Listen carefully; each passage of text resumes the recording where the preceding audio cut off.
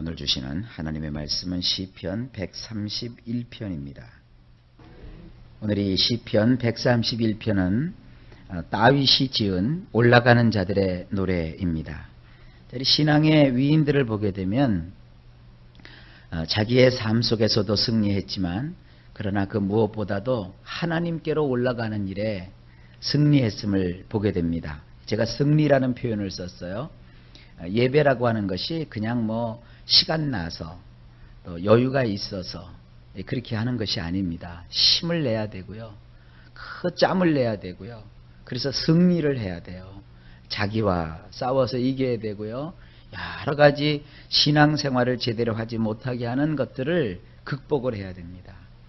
예수 안 믿는 분들은 자기가 일하는 시간, 출근하는 시간 혹은 사업하는 시간을 빼놓고 나머지 시간을 가지고 세상을 살아가죠. 그래도 이 세상이라는 게 시간이 참 없다고요. 근데 일단 예수를 믿게 되면 모든 삶의 패턴을 예배하는 패턴으로 바꿔야 되잖아요. 그래서 남들은 노는 날인데 우리는 노는 날이 아니라 주일이잖아요. 그래서 주일날은 사실 더 바빠요. 그렇죠? 예배 시간을 맞추려면 예배는 1시간이지만 준비하는 시간이 한 1시간에서 2시간씩 걸려요. 또 집이 좀 멀면 그거 굉장히 신경 많이 쓰인다고요. 끝내놓고 돌아가는 것도 그렇게 쉽지가 않지요. 그러니까 하루를 예배하는데 몽창 써야 돼요. 그 다음에 신앙이 좀 깊어지면 어디 그것뿐입니까? 수요 예배도 있지요. 철야 예배도 있지요. 또 이렇게 새벽 예배도 있지요.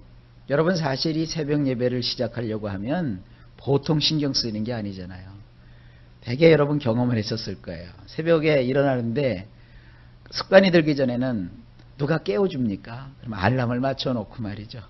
저는 어떤 사람을 알고 있는데 그 사람은 알람이 3개를 샀어요. 3개. 땡! 울리고 꺼놓으면 또 땡! 울리고 땡! 울리고 그래도 일어나기가 힘들어요. 그거를 이렇게 패턴을 맞추려는데 그게 참 힘듭니다. 그래도 몇 년 이게 새벽 기도를 해야 몸에 그 새벽 시간이 이렇게 배게 돼요. 또 일찍 자야 되잖아요. 되게 일찍 자야 될 시간이 또 언제예요? 요즘은 또 어떻게 드라마를 옛날에는 다 8시나 이렇게 했는데 요즘은 또 꼭 드라마를 10시 이렇게 하니까 드라마 좋아하시는 분들은요 새벽 기도하기가 참 힘드세요. 우리같이 인터넷을 좀 하고 그러는 사람들은 그 시간에 드라마를 안 봐도 다음날 조금 여유 있을 때 이렇게 볼 수 있으니까 다행이지만 그러나 또 새벽기도 하시는 분들 보면 되게 인터넷을 쓸 줄 모르는 분들이거든요. 그러니까 그 참 안 볼 수도 없고 볼 수도 없고 이제 그렇게 되거든요. 그래서 그렇다고 교회에서 구워줄 수도 없고 CD로 좌우지간 말이죠. 하나님을 섬긴다는 일이 쉽지가 않아요. 그래도 여러분 하나님은 예배하는 사람을 찾으시고요. 예배하는 사람이 하나님 앞에 복을 받게 되어 있습니다.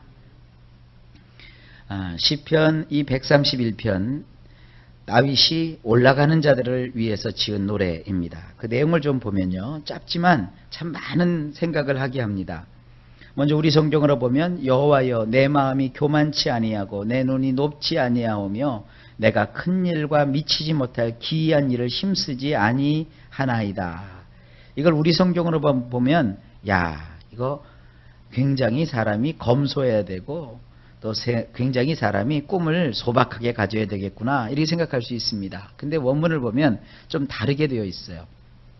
어떻게 되어 있느냐 하면 1절에 여호와시여 나의 마음을 높이지 아니하며 나의 두 눈을 높이 들지 아니하오며 크게 한탕하기 위하여 혹은 내 분수에 맞지도 않는 일들을 한답시고 왔다 갔다 하지 아니하나이다 이렇게 되어 있어요.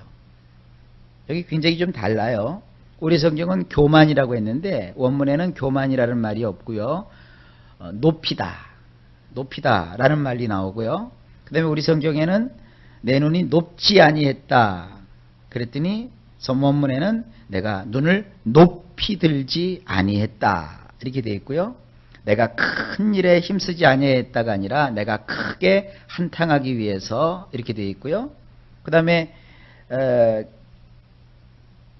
미치지 못할 기이한 일이라고 되어 있는데 원문에는 내 분수에 맞지도 않는 일들을 한답시고 이렇게 돼 있어요.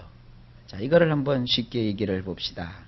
여호와시여, 이 하나님을 향해서 나가는 자의 마음이에요. 이제 내 마음을 높이지 아니했습니다. 여러분, 사람이라는 것은요, 마음을 이렇게 좀 낮추어서 살아야 돼요. 사람이 신분이 높다고 마음까지 높아지면 안 돼요. 마음은요, 올라가면 올라갈수록 불안한 거예요. 그러니까 저는 이것을 이렇게 말합니다. 마음의 고소공포증을 가져야 된다. 고소공포증이 뭐예요? 높은 데에 올라가면 막 다리가 후들후들 떨리고 말이죠. 높은 데서 이렇게 밑을 보면 막 퍽 주저앉게 돼요. 무서움을 느낀단 말이에요. 근데 그런 건 무서워하면서 실제로 자기 마음이 높아지는 것을 무서워할 줄을 몰라요. 여러분, 그게 참 위험한 것입니다. 높아서 좋을 게 있지만 높아서 불안한 게 있어요. 또 높으면 안 좋은 게 있어요. 항상 이 모든 물질은 중력의 작용을 받기 때문에 아래에 있을수록 이게 안정된 거거든요. 우리 마음도 중력의 작용을 받습니다. 마음을 절대로 높이지 마세요. 마음을 높이지만 않으면 아무리 하나님께서 나의 삶 속에 윤택함을 주고 부요함을 주시고 내가 어떠한 명예가 높아진다 해도 안전합니다. 그러나 조금 뭐가 될 것 같으면 벌써 마음부터 높아져 가지고 남을 깔보고 무시하고 이렇게 사람을 내려보고 그러다 보면 결국은 자기도 그 자리에 있게 되는 것입니다. 항상 이 다윗은 왕이 되었어도 마음을 높이지 않았어요. 항상 하나님 앞에서 자기 마음을 낮추었습니다. 이 낮춘다는 것을 우리는 겸손이라고 하는 것입니다. 그 다음에 뿐만 아니라 나의 두 눈을 높이 들지 아니했다 그랬어요. 사람이 그 눈으로 멀리 볼 줄 아는 안목을 가져야 돼요.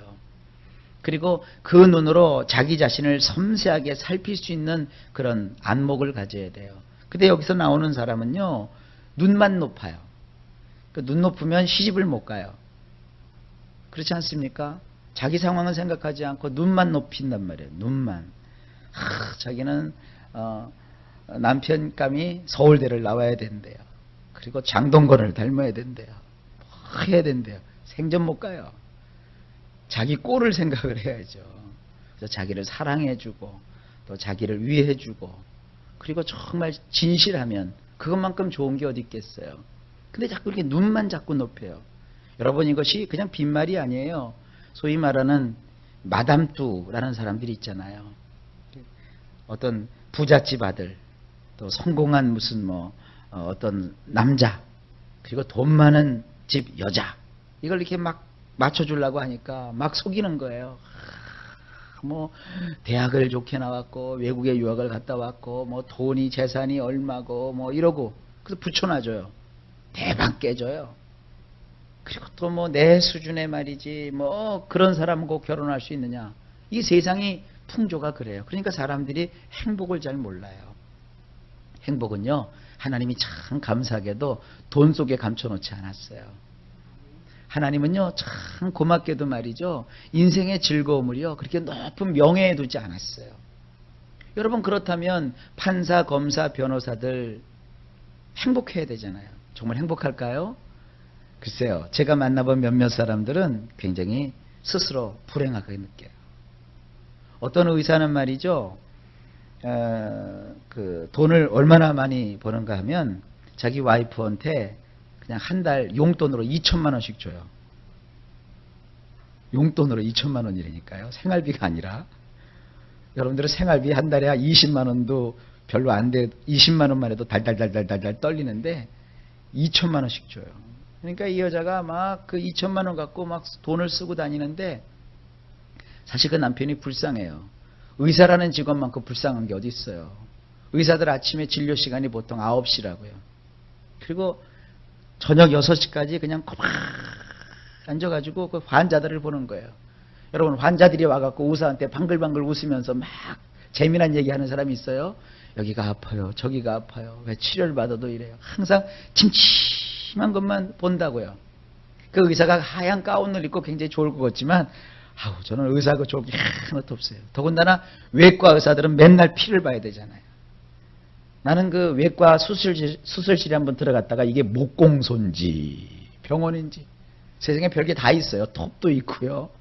뭐 줄칼도 있고요. 그걸 뭐 하는 거냐 그러니까 자르는 거래요. 뭘 자르는지 제가 모르겠어요. 그러니까 뭐 목공소에서 일하는 분이나 의사나 그게 별말 다를 게 없더라고요. 그게 얼마나 스트레스를 많이 받겠어요. 근데 그 부인은 그냥 의사 부인님네 하고 막 돌아다니는 거예요.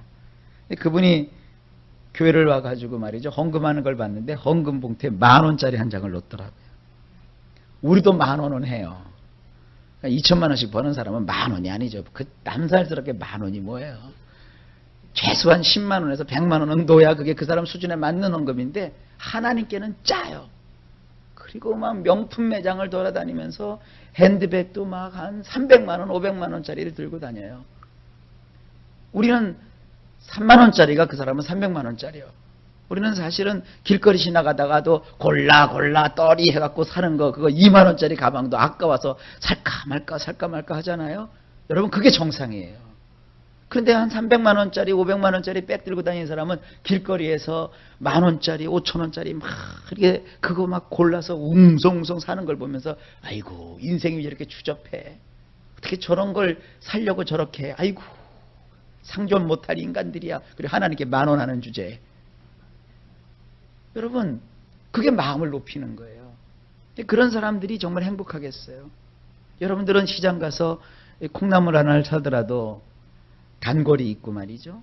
콩나물을 샀을 때 보통 사람은 요만큼 주는데 나는 단골이라고 이만큼 더 주면 그거 갖고 막 행복해 하잖아요. 그래 역시 사람은 잘 사귀어야 돼. 여러분 그게 행복이에요. 그런 작은 행복들을 돈 많은 사람들은 몰라요. 우리는 어쩌다가 한번 외식하면 그게 그렇게 즐겁잖아요. 그죠? 가족들과 친구들과 함께 밖에 나가서 맛있는 음식 이렇게 사서 먹으면 그렇게 행복하잖아요. 근데 한 달에 2천만 원 용돈 쓰는 사람이 음식점 가가지고 행복함을 느낄까요? 세상에 소위 그 사람들의 말에 의하면 서민이 가는 음식점에 가가지고 그래요. 어떻게 이런 걸 먹고 살아. 10만 원짜리 스테이크 먹는 사람이니까. 여러분 그 부산의 무슨 호텔에서 그 레스토랑을 운영하는 어떤 사장님 얘기인데요. 그 사장님이 손님들의 건강을 위해서 아주 정말 한우 좋은 걸 갖다가 스테이크를 해서 내놨대요. 그러니까 손님들이 웬 고기가 이렇게 질겨 맛없어 그러더래요. 그래가지고요 값싼 거 호주산 그 수입 냉장 육을 사다가 이렇게 해주니까 그래 바로 이 맛이야 하고 먹더래요. 그래서 사장이 속으로 병신들 비싼 한우를 갖다 줄 때는 이게 무슨 맛이냐 그 지랄 하더니 호주에서 온 그거 값싼 고기 갖다가 해주니까 이 맛이야. 그리고 10만 원 내고 가더래요. 그 재료비 얼마 안 든대요. 그래서 그 사람들 때문에 자기가 돈을 번대요. 여러분 우리가 가족끼리 살면서 그 고기 하나 사다가 집에서 이렇게 잘 해가지고 함께를 먹으면서 즐거워하고 기뻐하는 것이 참 행복이에요. 그거 100만 원짜리 10만 원짜리 스테이크 먹는다고 해서 우리 속이 더 좋아하는 거 아닙니다. 재료들은 형편없는 거 똑같은 거 써요. 괜히 기분만 그러는 거예요. 자, 지금 제가 성경을 통해서 무슨 얘기를 하는 겁니까? 세상 사람들은 쓸데없이 눈만 높여요. 그러나 왕이 되었던 이 다윗은 그렇게 눈을 높이고 살질 않았어요. 여러분 그런 말 많이 쓰죠. 처음처럼. 우리가 주님을 처음 만났을 때 그 느낌처럼. 여러분이 가정에서 아이들을 키울 때도 엄마들인 거 잘 알잖아요. 아기를 처음 만났을 때 그 느낌. 그 느낌이 평생 가죠. 처음 아기 낳았을 때 여러분 몸에서 고통에서 낳은 아기 첫 번째 봤을 때 어땠어요?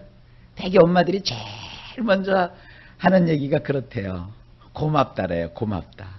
네가 건강하게 내 몸에서 나와서 고맙대요. 그리고 두 번째가 뭔지 아세요? 내가 잘해줄게. 아니 고생해서 이제 낳았으면 아이한테 네가 나한테 잘해 그래야 되는데 엄마들은 내가 너한테 잘해줄게. 그런 마음을 갖는데요. 그러면서 그 마음을 평생 자식을 키우면서 갖게 되잖아요. 이런 처음 마음을 갖는 거예요. 여러분 이런 처음 마음, 높이지 않은 마음, 낮을 때의 마음, 여러분이 가난하게 살 때의 마음을 가지시면 하나님이 일평생 여러분 삶 속에 행복으로 가득 행복하게 해 주실 줄로 믿습니다. 그 다음에 크게 한바탕 하기 위해서 왔다 갔다 하지 않는다는 거예요.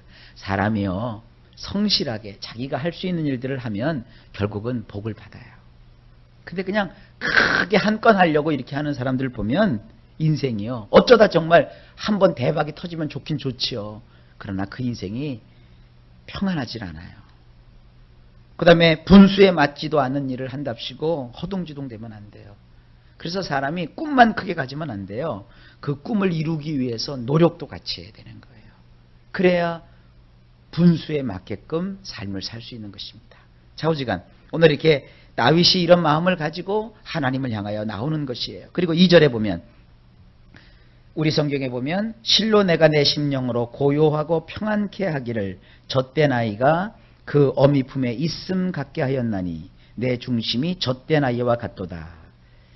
아무리 이거 들여봐도 이게 무슨 얘기인지 잘 판단이 안 가요. 근데 이 원문을 보면 이렇게 되어 있습니다. 진실로 나의 네페시가 평정을 유지하고 평온하옵나니 이는 마치 엄마 품에 안긴 젖된 아이와 같이 나의 네페시가 내 안에서 젖된 아이와 같나이다. 이렇게 되어 있어요. 여러분, 아이들을 이렇게 젖먹여서 키워보신 엄마들에게 제가 물어보진 않았어요. 이 기분이 어떨까 싶어요. 아기를 이렇게 젖을 물렸을 때의 그 행복, 그건 참 엄마만이 누릴 수 있는 그 참 큰 행복이겠죠. 근데 여기는 젖을 물린 아이가 아니라 젖을 뗀 아이예요. 그러니까 젖 먹기를 이제 끝낸 아이예요. 근데 그 아이를 엄마가 품에 안고 있어요. 이게 지금 어떤 상황일까요? 그래서 저는 이 여자가 아니기 때문에 이거를 잘 이해를 못하겠지만 제가 옆에서 본 대로 이렇게 한번 상상을 해봤어요. 엄마들이 대개 아이가 이제 젖을 물리면 아이들이 젖을 막 이제 허겁지겁 찾고 이제 먹잖아요. 그러다가 애가 이제 이빨이 나기 시작하고 젖을 뗄 무렵 되면 자꾸 엄마를 물어요.